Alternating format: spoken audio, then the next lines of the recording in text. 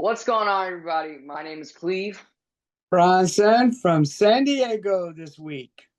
and today we're doing this is going to be an interesting episode for us because we're doing our week 3 reactions for the ACC, Clemson, our spread picks, and just overall national game reactions, stuff that happened across the country. So let's not waste time. Let's just go ahead and jump on into it. Clemson goes into Bobby Dodd and loses 24-21 on a 55-yard walk-off fire drill field goal. Um, Not good, not good whatsoever. This it's just you watch these games and you know you should win them. You know your team has the talent to win. You know the coaching staff is supposed to have the knowledge and the wherewithal to go out and win these games. And yet it seems week after week it's a struggle. So we're gonna talk about kind of what we saw. I was able to watch the game in full. I did. Now, if I'm right, you got to see some of it, didn't you? Yeah, I did. And this is not good on my part. And since I'm now committed to this type of thing we're doing, I've really got to watch the games. But I was in the airport, Houston airport, and had a 2.5 hour layover, and the game started while I was there. I started watching it, got sick of it first quarter. Could have watched through the first half and even most of the third quarter, but I I didn't. I just followed the score, play by play. That's how angry I was in the airport. I didn't want to see people in the airport see me that angry. I might get in trouble. But yeah, I didn't watch. I just followed the scoring and reactions on the chat. So yeah, you'll be better to describe it. I try not to do that next time, but I was that upset. Yeah. And that's understandable because if you did watch the game, you would know why we were upset. Clemson went into half down 13-0, I think, or 13-7, something like that. Yeah, it was 13-7. I think they 13-7. got a touchdown. They were like first and goal from a 2 or 1 and it took them 4 plays to get that in. They got it in, but there you go. They So scored. 13-7, Yeah, going into half, which, if in all honesty and all truth, it should have been way worse than that for Clemson. yeah. Should have been worse because this is. I have not felt this bad about an offense in college football, Clemson offense, since DJ's first year as a starter, his first year as the dude. And if I'm being honest, I think I had a little bit more faith in that offense to get it done. And we'll get into that, and we'll get into reasons why in a minute. But it's just nothing comes easy for this team. Nothing looks good. Nothing looks smooth. It feels like there's no plan. It feels very disjointed, like the offense is disconnected from each other. Um, and a lot of that is because of what's happening under center, what's happening with number two. Klubnik so far, he came into the year. He was supposed to be, the Heisman favorite, was going to be the guy to get Clemson back to the promised land. And he's looked mediocre at best. And I don't even know if I would say that. He has not looked good. And the effect is hurting the team in more ways than one, between, what's happening on the field, the products being put out, and the confidence of the team in general. If you watch the game and if you just kind of feel it, if you're watching it, there's not a lot of people that really feel good, mainly Clemson fans that really feel good about that offense when it's on the field. And a lot of that is because we can't get out of our own way, whether that is play calling, unnecessary turnovers, or just flat out stupid stuff. And we'll talk about that. So one thing I want to mention, is Clemson's best drive on offense, the way it looked at least. The best looking drive Clemson had all day ended in an interception. And you're probably thinking, well, what do you mean by that? That was the only drive I saw in that game, and have honestly it's one of maybe 2 or 3 I've seen the whole year from Clemson where there was a plan, they executed properly, they executed well. They drove it all the way down to about the 10, 15-yard line of Georgia Tech, and then Clemson does what it does best. Cade Klubnik stares TJ Moore down in the end zone, throws an interception. It gets picked off and taken to midfield. And it's Cade, not Clemson on that. I'm just saying that's how angry I am at Cade. Yeah. It was Cade. And they talked about him being a Heisman Trophy candidate.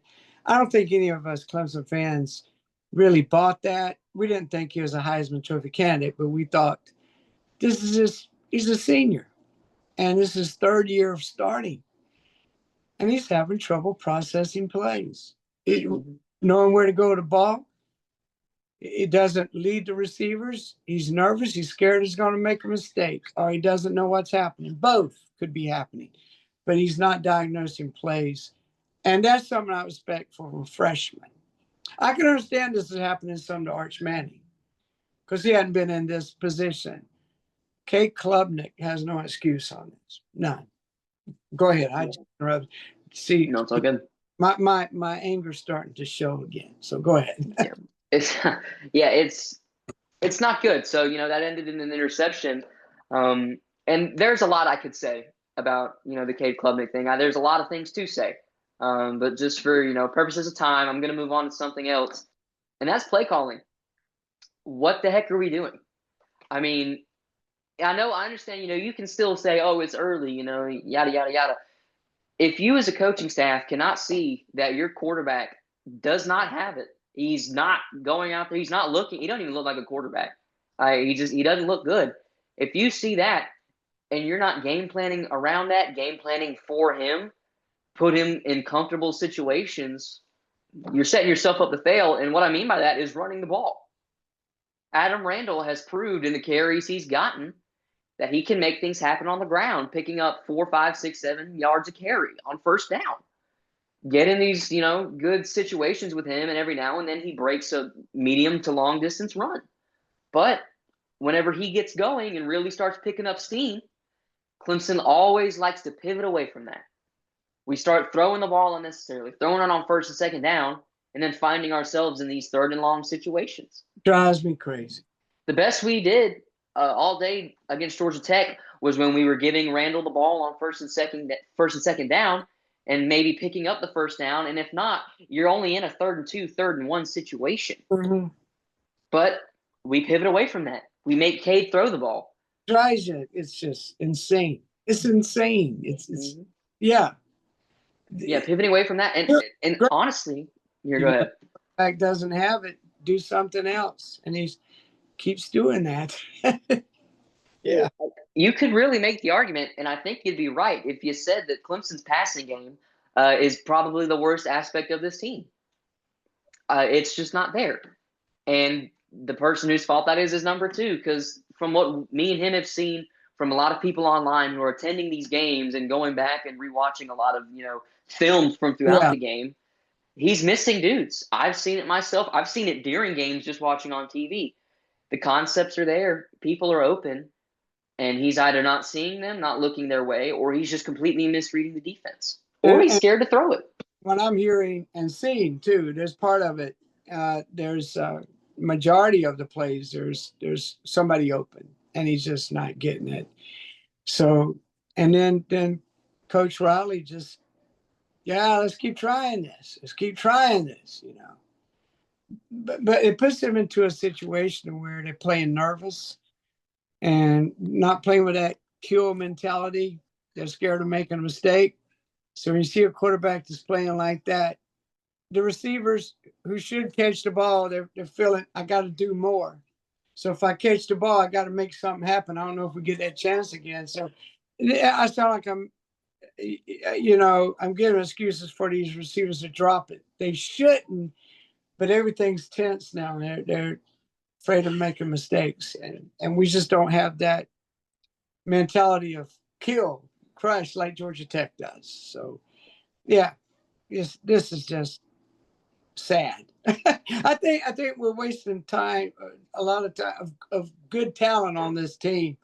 We're wasting it because the quarterback can't process plays and is acting like a freshman, and it's like the offensive coordinator can't get him to hand the ball off. It's crazy. It's crazy. Yep. It's not Yeah. it's not good. This is the last thing I'll say about the offense. This is really just it feels like the state of the union for Clemson football. Really, it was second down and 20. Um, you know, we call a quarterback draw or QB power. I don't remember, but Cade gets the ball and he loses his footing 2-3 yards behind the line of scrimmages, trips without even being touched. And that was kind of a moment, at least for me, and probably a good chunk of other Clemson fans, where it was like, this is what we are. This is what we are. Second and It, 20, tripping behind the line. it looks prettier seeing it play by play being typed in on an app than actual see that happen. So you didn't see that play? No, I don't believe so. But I'm sure I saw the play actually, but I wouldn't know why he lost 2 or 3 yards. Yeah, it was Yeah. quarterback draw. He takes the snap. No one touches him. Yeah. The defensive line, the D line wasn't even getting much push. The Yeah. offensive line actually had a hole for him. He just lost his footing. Yeah, I haven't gone back and watched the game. And see, I got to change that. I got to take this serious, and even though I am a fan and I'm disgusted, I got to make myself watch it and make real evaluations. I was so sick. I was just so sick of this. All right, go ahead. Sorry. Yeah. Well, so there is a lot more to say about the offense, but we're Yeah. not going to say much. But we'll move on to the defense, which really there's only a couple things to say about them, and I want to preface it with this. This defense would be performing at a much better, more efficient rate if the offense wasn't keeping them on the field for 3/4 of the game. Yeah. I mean, it's terrible. But speaking of that, I won't say too much on that, so I'll move on. One thing, this not really a nitpick, but it kind of is, and that's Wade Woodaz. The role that I've seen him being used in this year, I'm not a fan of, and that's mostly the QB spy kind of roving, Mike linebacker. He's not athletic enough for that, and he's giving up big runs to mobile quarterbacks. Like he was responsible for a big run that Goose Crowder had week 2 with Troy, and he almost gave up a crucial 3rd and 16 to Haynes King just because he missed his spy assignment. He bid on something, broke contain, lost pass rush integrity.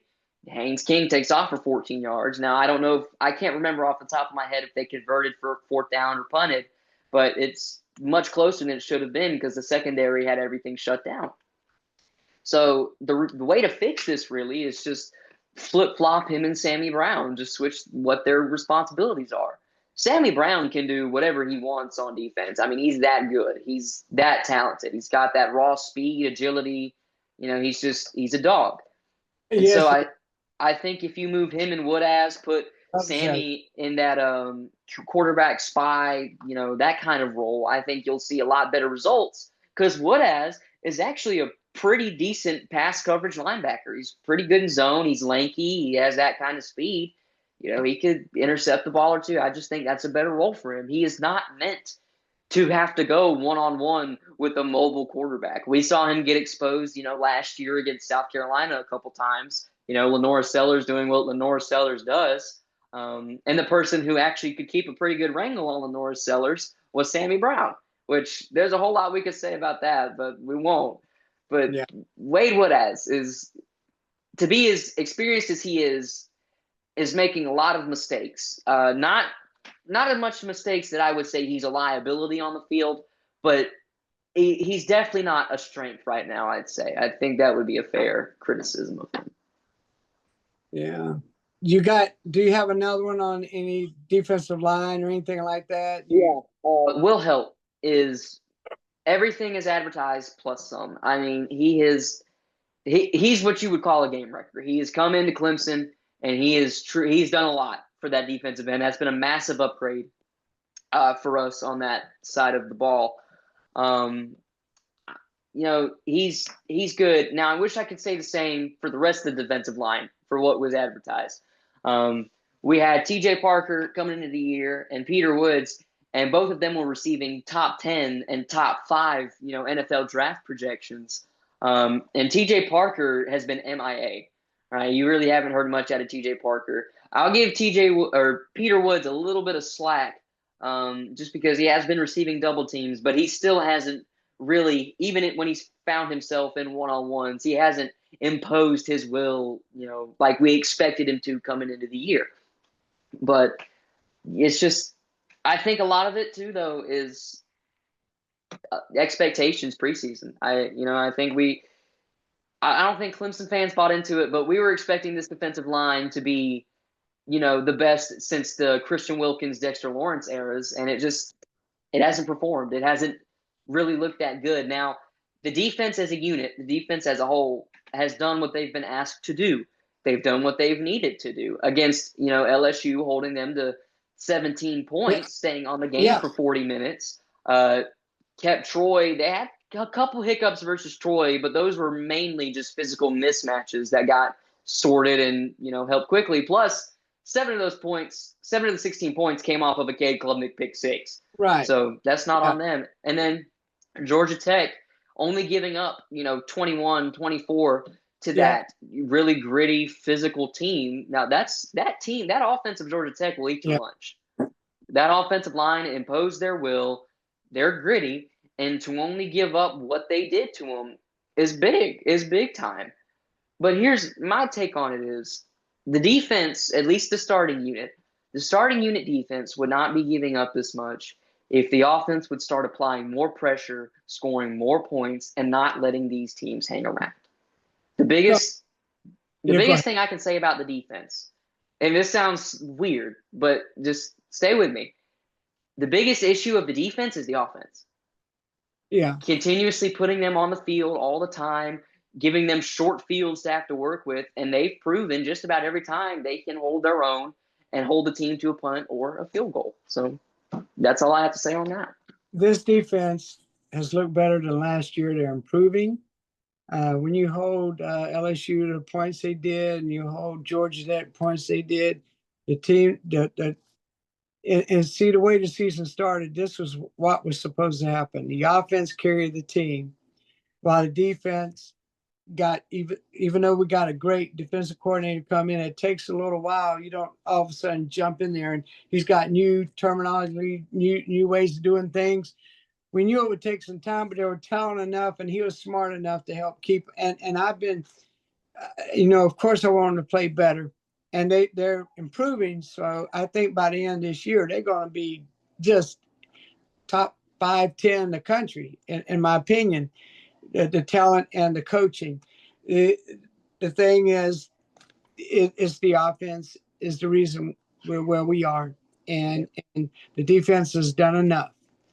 And so I don't put the blame on the defense at all on this. It's just so frustrating to watch Cade do this, and I'd wish they'd bring in the other quarterback, even if it's a couple of series for Cade to kind of step back and let the other guy, maybe this guy didn't do well in practice, but maybe in game. I mean, look, Cade, he does all this. I'm hearing all this. He does this in practice. Well, it's game time. It's too big for him. He's showing it. We've got enough information to see he doesn't, it doesn't translate to the game. You can look in practice great all you want, but it's in the winning and losing the actual games. And bring Chris Vizina in. Vizina or Vizina? Vizina. Well, anyway, bring him in and let's see what he does. Couple of series. Just see what he does. And, I'm not calling for a wholesale change. I just, you give the other guys sometime a break. Give them a break. I mean, Gideon Davis and somebody's up, they miss a block. You're not playing anymore today. Come on, man. It's just, yeah. All right. Well, go ahead. Yeah. So there's a lot more we have to say on Clemson, but we'll for time purposes, we're going to drop it off there.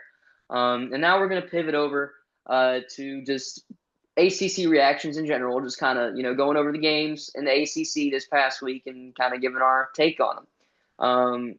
We'll kind of go through this. I'll name a game and we'll just kind of give brief thoughts on it. First up, we'll talk about that Thursday game, NC State versus Wake Forest. NC State comes out on top, 34-24. Didn't you pick this as one of your spread games? I did. I really thought Wake would keep it in. At that time, it was 7.5 points.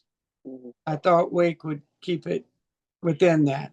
And they didn't, because they got shut out. NC State give them credit. They just shut it down, the running game and all, the second half, because I think it's 24-14 halftime wake, and I was feeling good. And of course, NC State, Dave Doran does it again. The years you don't expect him to do anything, this starts happening. Years you expect a lot, it doesn't happen. So, Right. yeah. Yeah. Next up, we're not probably won't say anything about this game. Syracuse beating Colgate 66-24. I mean, that's expected. There's nothing much to say there. If you want to, because of time, you just tell the scores. And if I got something to add, or you got something to add, you can. All right. I just let you know if I don't have anything. Perfect. All right. We do have something to talk about on this game, though. Can you the hear Miami the dogs out here outside the door? Over that? Not really. Not over here. Man, they're crazy. I can hear them a little bit. But first, so this game, we do have something to talk about. South Florida, Miami. Miami coming out on top, 49-12. Handled business. Now, this could have been an interesting game. A lot of people were saying it was going to be an interesting game. But at the end of the day, Miami came out. They looked like what Miami's supposed to look like. They handled their business pretty quickly. You got anything to say? Yeah, and I felt like South Florida, there was no way they was going to maintain 3 weeks in a row of playing that level. But then you didn't know if Miami was going to what kind of Miami were they going to be? And well, they're starting to show Miami serious. And so, yeah, that score indicates, in my opinion, how good Miami is. Yeah. Opinion. Yeah. Right. Next up, William and Mary versus Virginia. Virginia coming out on top, 55-16. Nothing really to say there. I'll touch on this game briefly, and that's SMU and Missouri State. This was about to be a very dangerous game for SMU. They went down 10-0 in the first half, and then they did score 28 straight unanswered to win. But that's just not a good look for SMU, not at all. Especially since Missouri State's one of the newest, if not, it might actually be the newest team to the FBS level. So not a good look there. Yeah, it's kind of like a Troy somewhat game. I don't know why you schedule these like this. You're in a Power Four now. Stop doing that. But I tell them that. But you see the other ACC teams who's never really cared about football, showing how serious it was. They schedule things like this, away games to these types of schools. And well, all right. Well, hopefully they're not doing that anymore. Right. Next up, we have the backyard brawl. West Virginia coming out on top, 31-24 in overtime. I don't have too much to say on this one. I think I was a little bit disappointed in Pittsburgh. I personally thought they were going to come out on top. I picked them to, and they didn't. They dropped the ball in overtime. However, Rich Rod is making some things happen up there in West Virginia, so I'm going to be keeping a close eye on them for the rest of the year.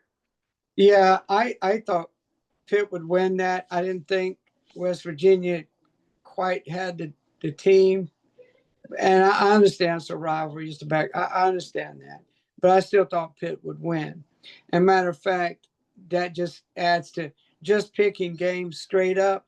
For the ACC, I was 7-5 this past week after bragging about the week before being 15-1. And yeah, wow. And we'll be talking about that later as well, and you'll see that in a second. Next up, Richmond versus North Carolina. North Carolina comes out on top, 41-6. Nothing really to say there.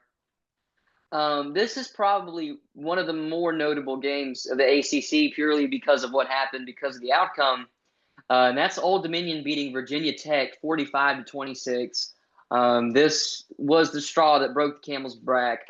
Brent Pry fired the day after this. It's very lifeless right now in Blacksburg. Very lifeless. There's nothing. There's no fight in that team. It's just it's bad. It's bad. Yeah. And actually, their spirit was broken the week before. I think the team quit. I think they did.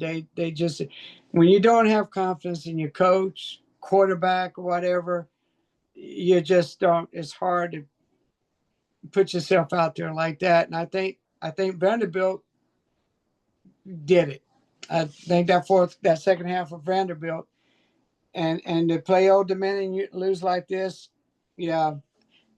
I was thinking that could happen, and sure enough, he should have never been hired in the first place. But yeah, there's a lot going on there, and we'll sometime in the future need to talk about. I've been finding out some information about Virginia Tech. Really interesting. What's going on and where they headed next. All right, next up, this game also making me look great for my week 2 picks. Tulane beating Duke, 34-27 in New Orleans. This was just this. Yeah, this is the state of Duke football right now. I will say, however, like you brought up earlier, they had this game. Tulane had this game circled because, as you know, Darian Mensah, the quarterback for Duke, transferred from Tulane. They wanted to make him feel sorry for leaving, and they did exactly that, beating them 34-27. They kind of circled that game, kind of like the way LSU did with Clemson on that.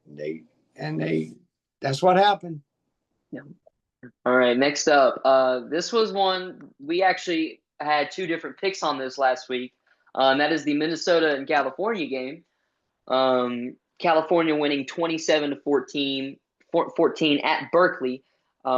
California looks really good, and as you'll see in the next episode from when this gets posted, we've got some things to say about California football, but California looks the part. This is the only good pick I did this past week, one I'm proud of, and I really felt good about it. I thought it could happen, and but it's the best pick I did this past week. Came through. Yeah. Next up, good team. It's a good team, so they really did. Good team. Yeah, they've done well. Next up, Stanford versus Boston College. Stanford coming out on top, 30-20. This was a spread game for me. We'll talk about this a bit later too with the spread, but I did lose this spread game. I thought for sure, Boston College having the game they did the week prior against Michigan State in East Lansing, going down to the wire. I thought Boston College was going to do better than that, but Stanford proved me wrong, and they beat them by 10. Yeah, it was. Yeah, it was a surprise to me.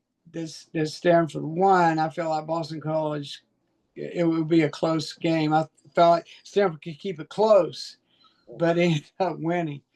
Stanford's going to be dangerous as the year goes on, for sure. For sure. All right. It's going to be dangerous somewhat. Yeah. All right. Well, that'll do it for that section of the video. Now, because of that and because of some behind-the-scenes stuff that happened, this section of the video was recorded in the future compared to the next section you're about to see that was recorded yesterday for us. So that's why the clothes are about to look very different. So with that being said, you got anything to say? No. No? All right. So we're going to go ahead and transition to the past. So we'll see you guys later. All right. Sorry, I had some alarms to go out. Kind of new at this stuff. Alarms go off, and I had to reach over and turn some off. Sorry about that. Yeah, I received a call. So if anything, just bear with us. This could look completely different. We might have on different clothes during this episode. It might switch out, so who knows? We're just, again, this is all a trial period, so please keep that in mind. But with that being said, that was our ACC reactions. Next up, let's take a peek. Are you wanting to do our spread reactions in this episode? Spread reactions. We had already kind of touched on it a little bit, and I was bragging about, and I want to be really good at picking the spreads. You're only doing 3 a week. I think that's a big deal. I want to be really good at that. To worst case, be 2-1, but want to be 3-0. I was bragging, and guess what happened, buddy? And here's why. Look, I had down the Michigan game, and then it's a gut reaction. The gut was to pick Michigan to cover that 32, 33 points, whatever it was. And then I went back and I looked and saw, I did some research, more research, and then backed off of it and put another game in its place. The other game in its place, I think, was USC Purdue. And I thought USC, because I think they're really coming around. But Purdue's a little better than I gave them credit for. And So USC is better this year, but Purdue is also, you know, a pretty decent team, good coaching. So, yeah. Next time I'm going to go gut. I'm going to go my first thoughts. Do that. I used to do that on my test too in school. And years ago, same thing. And I'd change it because I'd overthink it. So, anyway, I picked USC 21.5. That was at that time when I picked USC to 21.5 to cover that. It didn't. Uh, ECU, that was a good pick. Coastal just doesn't have it. Uh, and I'm afraid, I hate to say that, being from Conway, ECU covered that easily. And I had the weight game. I picked weight, that's 7.5. And looked like there for a while that was going to be brilliant. But NC State's defense really, I think, shut them out the second half. It was 24-14 and just shut them out. There goes Dave Doran again. Every time they think Doran's going to do well, the team's going to do well, they don't. When they count them out for a season, then suddenly they do stuff like this. This is Dave Doran. This is what happens. So what about your spreads? My first one I picked was Arkansas to cover versus Ole Miss. I believe at the time I made it, it was 7.5. All right. Good pick. And Ole Miss came out on top.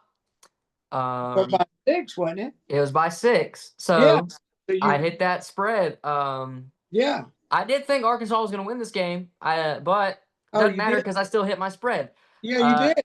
Good. So there we go. The next one I hit. I didn't have the guts to do that one. Yeah. I hit that one. That was a really good game. Really good game. 41-35. Ole Miss coming out on top. The next one I also picked Eastern Carolina over Coastal Carolina. That one.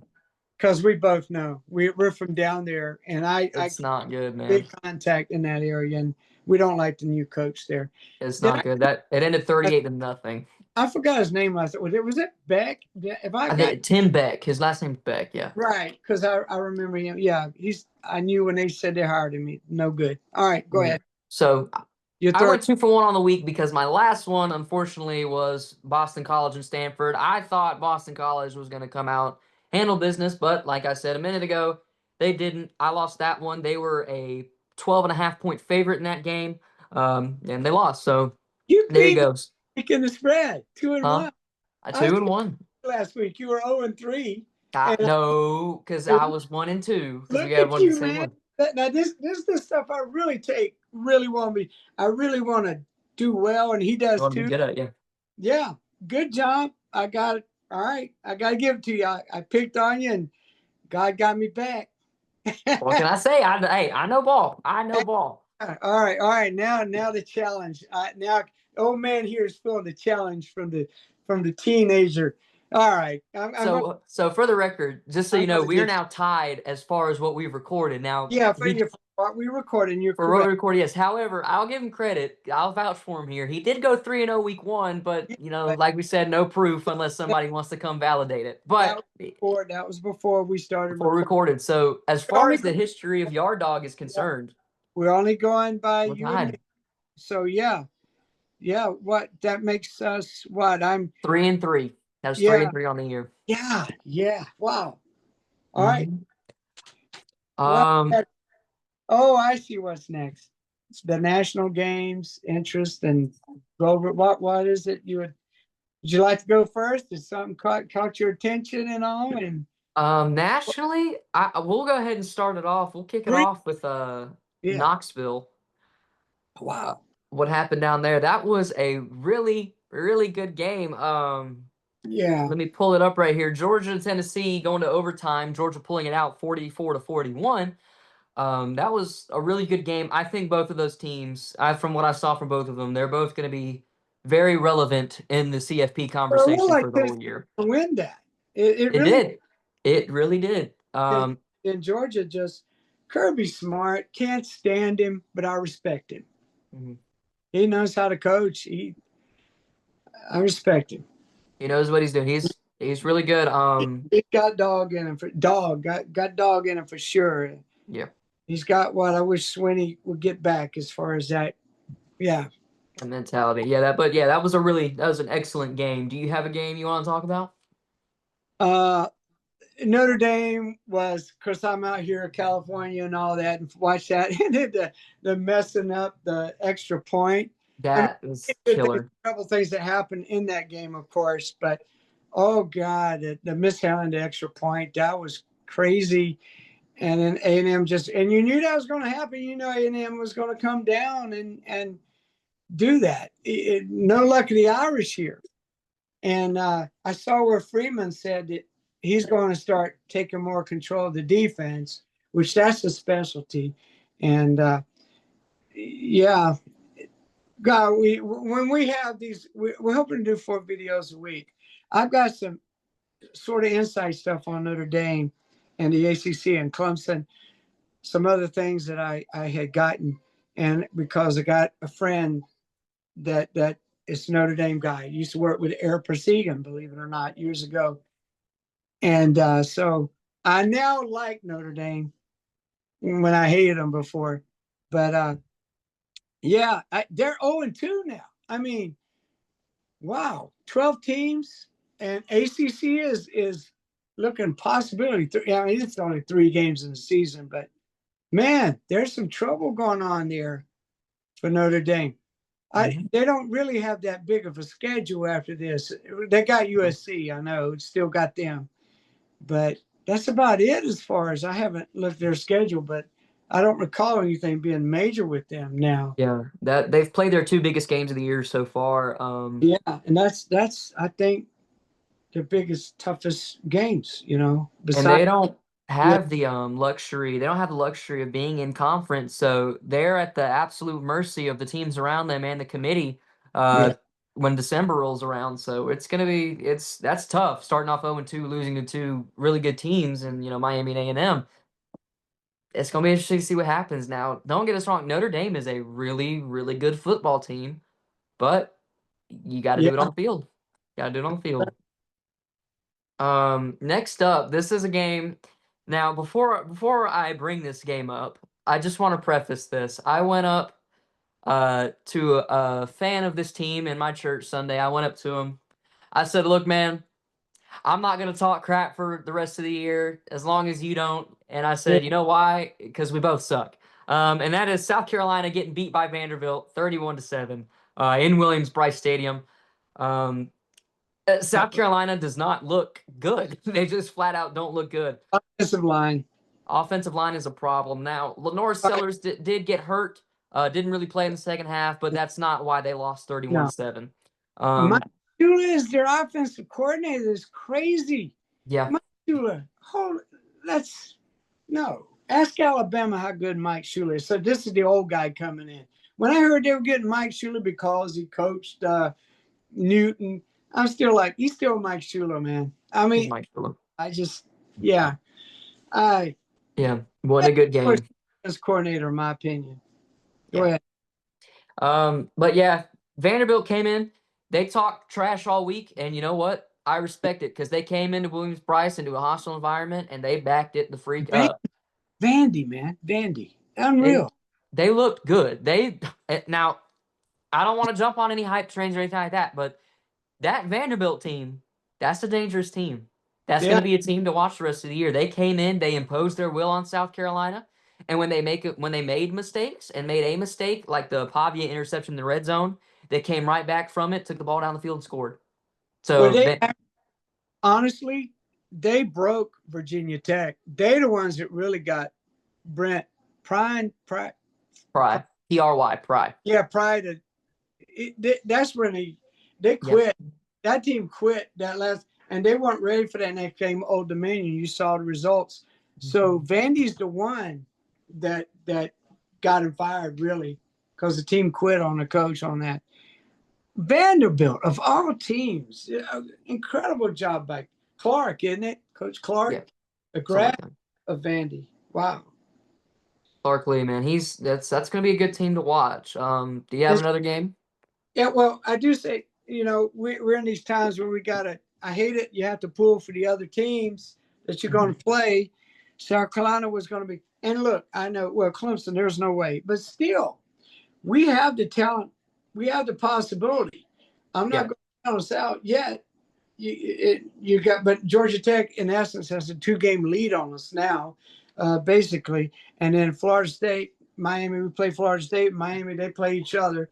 But I don't think Georgia Tech plays either Florida State or Miami. I don't think this year. But yeah, so that, if Clemson loses one more, which it could happen, then yeah, I pull for South Carolina, lose all the rest of them. But that hurt us if we end up going on a streak. The other game, LSU and Florida. LSU and Florida. Yeah, that was our defense. All right, their offense. They got no running game, and nope.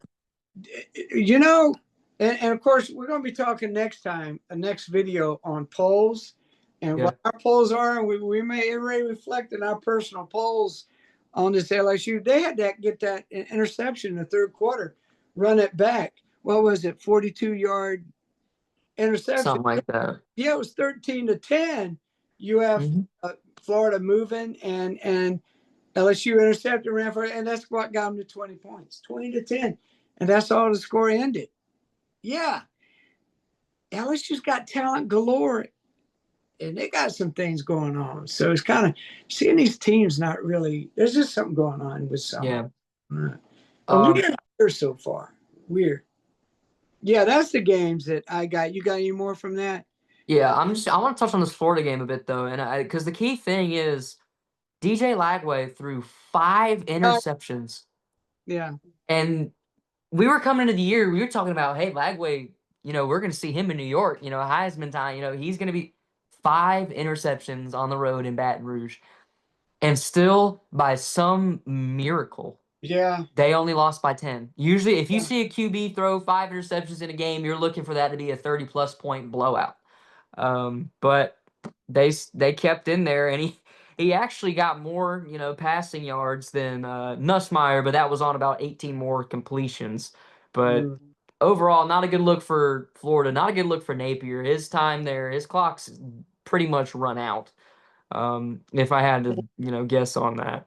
This weekend coming up, they lose again. They may do one of them, get rid of him before the season ends. It seems to be the theme of the year, UCLA and Virginia Tech. This might be happening. It might be happening. Yeah. All right. Well, is there anything else you got? I think that's pretty much it. I guess the next time we do a video number 2 would be our pick 6 from the ACC. We think of the top 6, and boy, that's going to be a change, I'm sure. I don't know his is. He doesn't know mine, and we don't know any of this. And then we're going to be talking about, instead of doing a top 6 on national, we're going to do a top 12 national ranking because there's 12 teams in the playoffs. So 12 is a major number we want to keep an eye on. And we'll, I guess, relate that, kind of compare it to what top 25 is versus top 12 and all this kind of stuff. So that's what, that's our next video. That's it. Yes. California, what time is it there right now? California, and where? I mean, right now where you are in South Carolina. Where I'm at, it is 11:44. Yeah, man. 8:44 in California, man. I love this time zone when it comes to sports. I love it, man. All right. You have anything else for me? No, I think that's it. I just think there's going to be a lot to watch this week in college football. I don't have any games in particular. I just think this is going to be mainly for Clemson. You play in Syracuse this week at home. This is going to be, I hate to call it a show me something game, but we're at that point. So it's going to be, there's a lot to watch. So I don't want to say I'm excited. I'm kind of dreading it, to be honest, but it is what it is. We'll see what happens. You got anything else? Yeah, we're going to get into all that. It's going to be interesting this weekend, and let's see if we can. Let's see if I can beat Cleveland on the spread thing this coming week. Let's see if I can make that happen. I take so much pride in it, and it didn't happen this week. 1 and 2, but I'm going with my gut next time. Promise. Going with my gut. All right. All right. We'll see what happens. With that being said, thank you for watching, and we'll see you all later. Dog Sports. There we go. All Yes, right. sir. Goodbye.